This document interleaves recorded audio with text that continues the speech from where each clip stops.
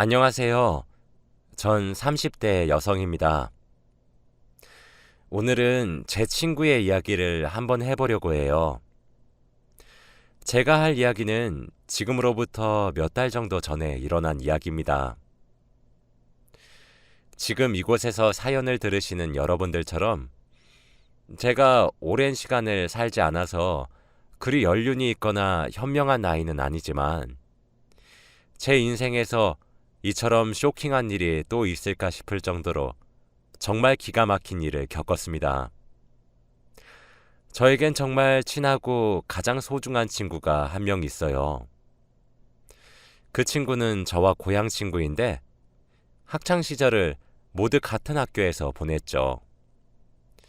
심지어 대학도 같은 학교에 입학했기 때문에 정말 제 인생의 대부분을 이 친구와 함께 보냈다고 해도 과언이 아닙니다. 제 친구는 제 인생에서 정말 등불 같은 존재예요. 제가 힘들거나 지칠 때엔 위로도 해주었고 나태해지면 채찍질도 해주었죠. 울고 웃는 것을 함께하며 우정을 쌓았습니다. 제 짧은 인생을 돌아보면 항상 커다란 이벤트엔 이 친구가 등장하는 것 같아요. 아마 제 친구에게 저도 그런 존재겠죠.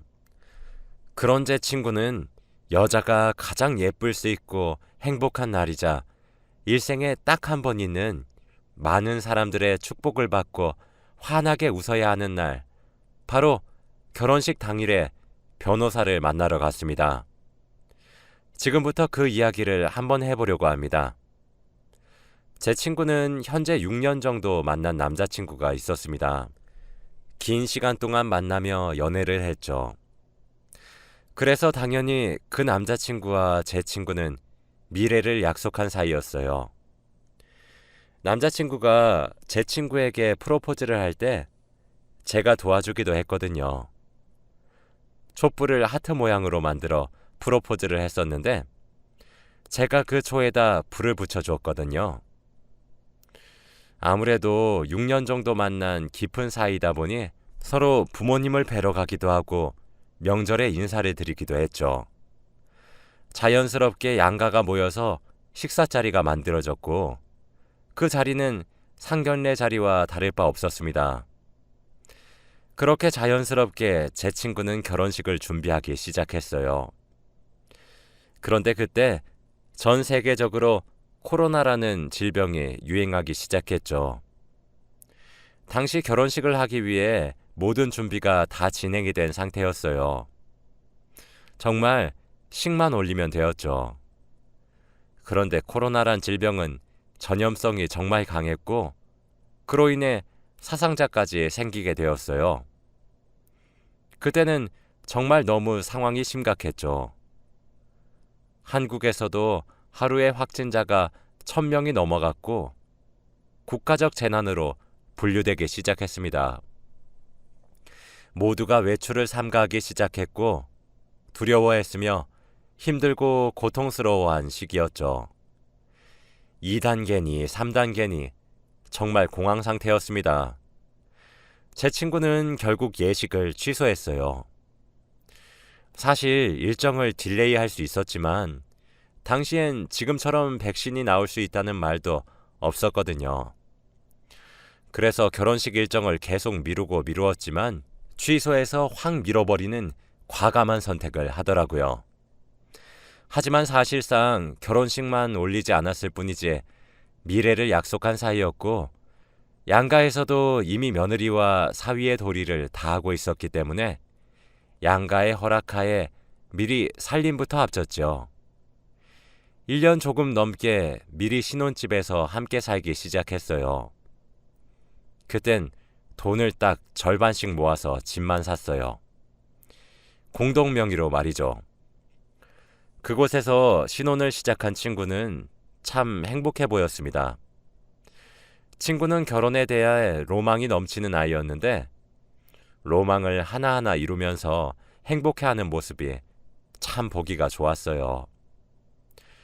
친구는 혼인신고를 바로 하지는 않았습니다. 친구가 가진 여러 로망들이 있는데 그중 하나가 바로 결혼식 당일에 혼인신고서를 제출하는 것이었죠. 그게 바로 꿈이자 로망이라며 그것만은 결혼식 일정과 함께 뒤로 미루었죠. 그렇게 친구는 코로나 사태가 누구보다 빨리 해결되길 바라는 마음으로 빌었고 사태가 잠잠해지길 기다리더라고요. 사람들이 방역수칙을 잘 지키니 심각해지다가도 잠잠해지길 계속해서 반복하다가 올해 들어서 백신 이야기도 슬슬 나오기 시작했죠. 상황이 조금씩 안정되기 시작하자 친구는 이때 결혼식을 올리기로 결심을 하더라고요. 다시 예식장과 스튜디오, 드레스, 메이크업 등등을 알아보고 다니기 시작했죠. 저는 신부의 오래된 친구였고 누구보다 제 친구의 행복을 바라는 사람들 중 하나였기에 저도 물심양면으로 도왔습니다. 결혼식을 미뤘던 날이 길었던 만큼 그 사이에 친구와 남자친구는 돈을 잘 모아서 더 예쁘고 화려한 결혼식을 할 수 있게 되었어요. 웨딩 사진 촬영을 하는 날에도 제가 도우러 갔었는데 정말 예쁘고 잘생겨서 잘 어울리더라고요. 그렇게 결혼식 당일이 다가왔습니다. 저는 친구의 가방순이를 자처했어요. 가방순이는 신부 도우미 같은 역할이거든요. 신부에게 들어오는 축의금을 받기도 하고 그러죠. 그날 너무 예쁘고 아름다웠던 친구와 신부 대기실에서 사진을 얼마나 많이 찍었는지 몰라요. 제 반쪽 같은 친구가 드레스를 입고 단아하게 앉아 있었는데 인생의 동반자와 결혼한다는 사실이 실감이 나서 울컥하기도 했습니다. 그런데 신부 대기실에 어떤 의문의 여성이 한 명이 들어오더라고요. 저와 친구는 함께 한 시간이 오래되었다 보니 서로의 지인 대부분을 다 알고 있는데 처음 보는 여성분이셨습니다. 의문의 여성은 얼마나 울었던 것인지 눈가 근처가 붉게 부어있는 얼굴을 하고 있었어요. 신부 대기실로 들어와서 저희를 쳐다보더군요. 망설이는 듯하며 안절부절 못하면서 말이에요. 사진을 찍으시겠냐는 사진사의 말과 누구시냐는 제 질문에 그 여성분은 이내 결심을 굳힌 듯 저희 쪽으로 다가왔습니다. 그리고는 저도 정말 몰랐어요. 저도 어제 알게 되었어요. 만일 제가 미리 알았더라면 만나지 않았을 거예요. 오늘 같은 날 이런 일을 겪게 해드려서 그리고 알려드려서 정말 죄송합니다. 하지만 그쪽도 더 늦기 전에 아셔야 할 것 같아서 이렇게 찾아왔습니다. 정말 죄송합니다. 라고 말을 하며 친구에게 A4 용지 뭉치를 건네더라고요. 그리곤 그 자리에 주저앉아서 입을 틀어막고 눈물을 흘리더군요. 근처에 그 여성분의 친구들도 있었던 것인지 2명의 여자분들이 더 들어와서 그 여성을 일으켜서 달랬습니다. 그 의문의 여성분은 친구들에게 부축을 받으며 제 친구에게 다가와 연락처를 하나 남기고는 신부 대기실을 나가더라고요. 그런데 종이 뭉치를 넘겨보는 제 친구의 표정이 참 심상치 않았습니다. 종이를 넘기면 넘길수록 얼굴이 새하얗게 질려서 부들부들 떨었어요. 처음엔 손만 떨더니 곧이어 온몸을 덜덜 떨더라고요. 제가 너무 놀라 친구에게 다가가서 왜 그러는 거냐고 물었죠. 친구는 아무런 말도 없이 제게 종이 뭉치를 건네어 주었고 제게 고스란히 보여주더라고요. 그것들을 받아서 읽어보는데 정말 제 두 눈을 의심했습니다. 아찔하더라고요. 종이 뭉치 속에는 아까 들어온 의문의 여성분과 오늘 제 친구와 결혼식을 진행할 예비 신랑인 남자친구가 마치 연인처럼 다정하게 찍은 사진 여러 장과 사랑을 속삭였던 메시지, 기념일을 보냈었던 사진과 주고받은 선물, 그리고 함께 여행을 다녔다는 사진들 등이 첨부되어 있었습니다. 그 중에서도 가장 충격적이었던 사실은 따로 있었습니다. 결혼식을 올리기 바로 전날 예비 신랑은 동거를 하고 있으니까 막상 지금 결혼한 것과 다를 바 없는 생활을 하고 있지만 다음날 진짜로 식을 올리고 법적으로 유부남, 유부녀가 된다고 생각하니 너무 싱숭생숭하다며 각자 부모님 집에 가서 미혼 시절 마지막 딸 아들 노릇 한번 하고 싶다며 부모님과 하룻밤을 보내자고 그렇게 제안했어요. 그래서 제 친구는 친정에서 예비 신랑은 시댁에서 하루를 보내기로 했었죠. 그런데 예비 신랑은 시댁이 아니라 저희에게 종이 뭉치를 건네러 온 그 의문의 여성과 밤을 새웠더군요. 종이 뭉치의 마지막 부분에는 짧은 글이 적혀 있었는데 예비 신랑이 그 의문의 여성과 어젯밤에도 함께 있었고 제 친구도 그분도 양쪽 모두가 모르게 바람을 피고 있었다고 합니다. 어젯밤에 예비 신랑이 자신을 만나러 와서는 한 가지 고백할 것이 있다고 용서하길 바라진 않지만 피해는 주지 않았으면 좋겠다고 말을 하면서 사실은 자기가 내일 결혼을 하니까 헤어지자고 말을 했다고 해요. 누구와 결혼을 하는지, 어디서 결혼을 하는지 아무것도 알려주지 않고 오늘이 마지막 밤이라고만 했다더군요.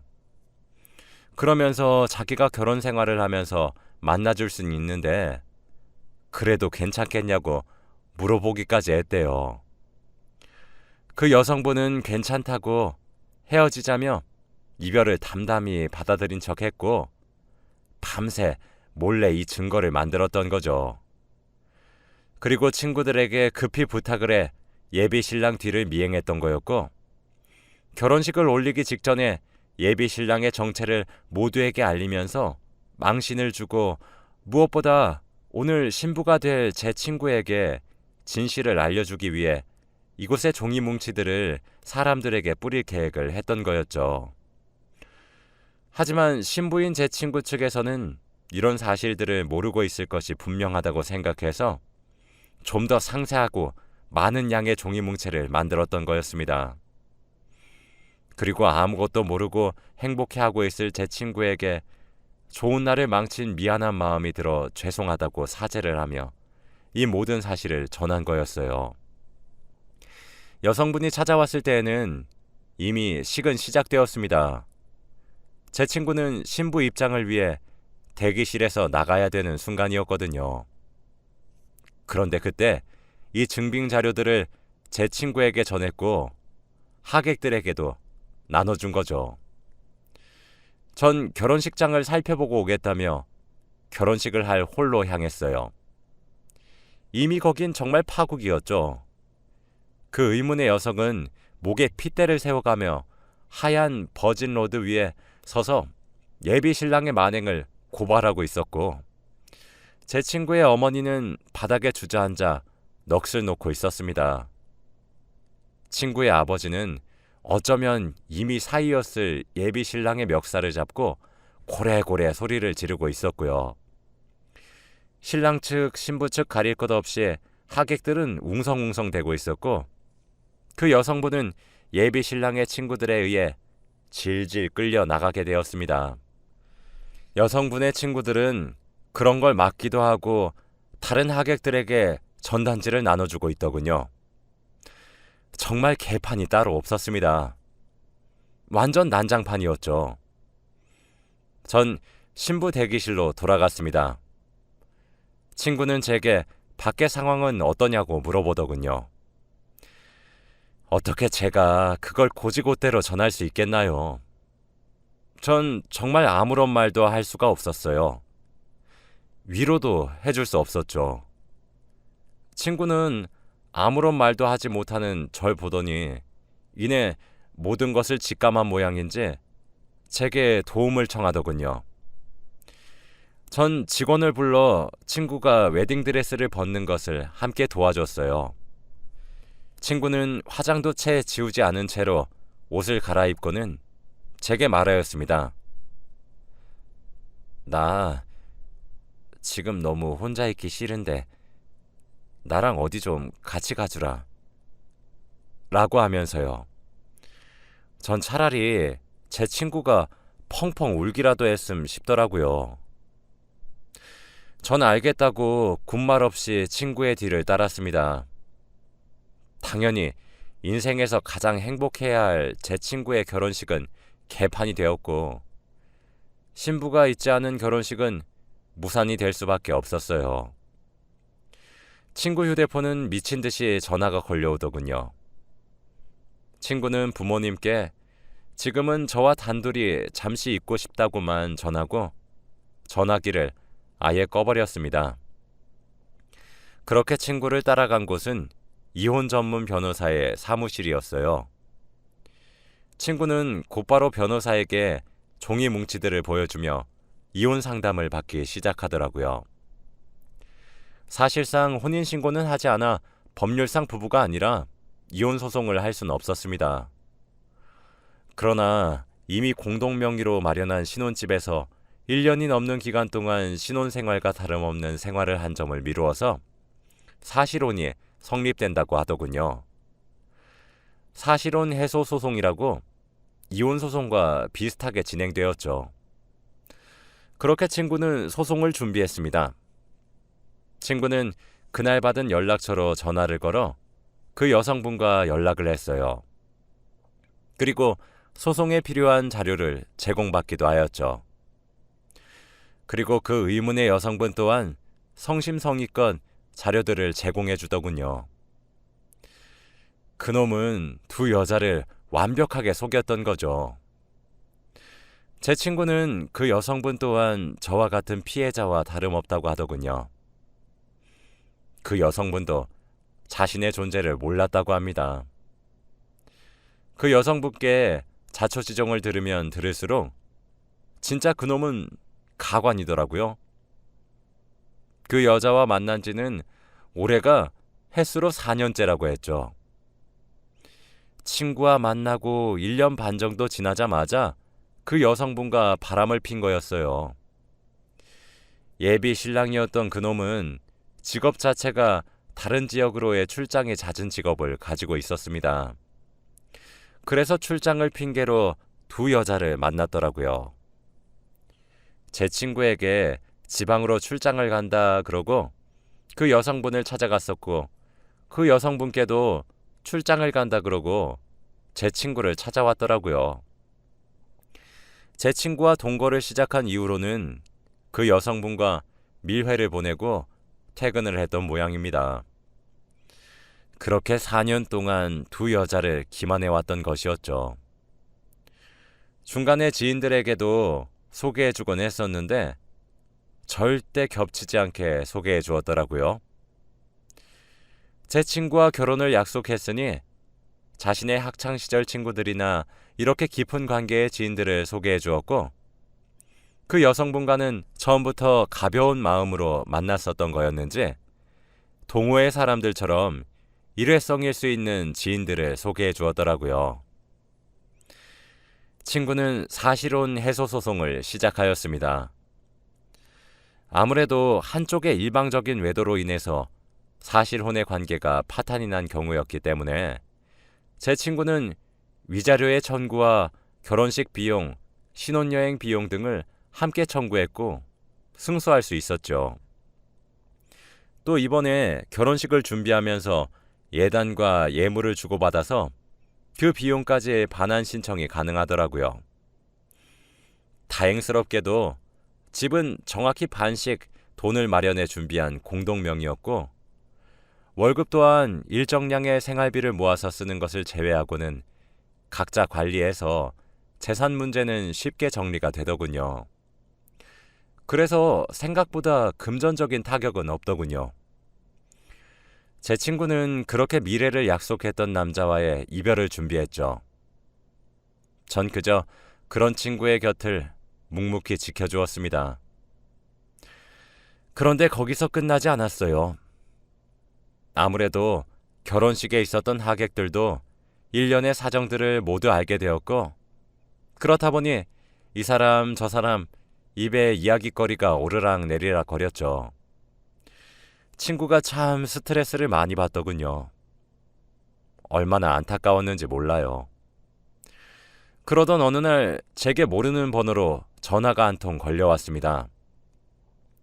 저장되지 않은 번호라 뭔가 싶었지만 전화를 받아 여보세요? 라고 했죠. 그런데 글쎄 상대방은 그놈이더라고요. 그놈은 제게 연락하기 전에도 제 친구에게 연락을 해보려고 미친 듯이 노력했으나 친구가 연락 전부를 받지 않고 소송을 강행했었고, 정말 지푸라기라도 잡는 심정으로 제게 연락을 한 것이라고 하더군요. 아무래도 결혼식 날 당연히 있었던 하객의 절반은 신랑 측 지인이었는데, 그렇게 결혼식이 개판이 되고 난 이후 신랑에게 지인들이 전화를 걸어 그렇게 살지 말라며 여러 말을 한 모양입니다.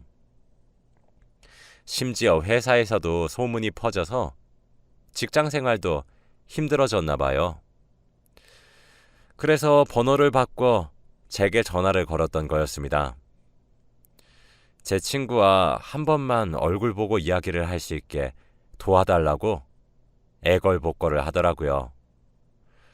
어찌나 뻔뻔하던지 2번 다시 연락하지 말라고 얘기를 한 뒤 친구에게 이야기를 해주었습니다.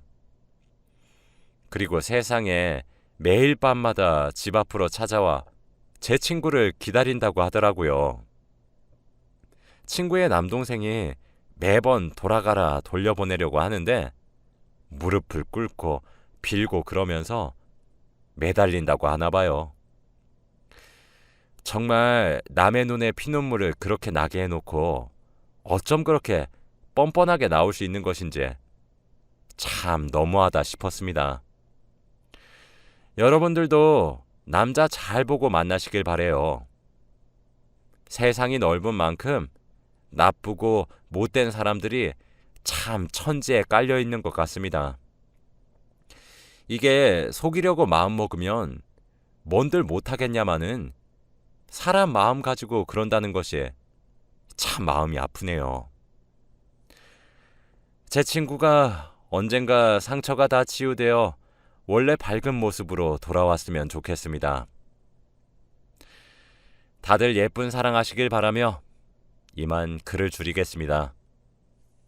감사합니다. 행복하세요.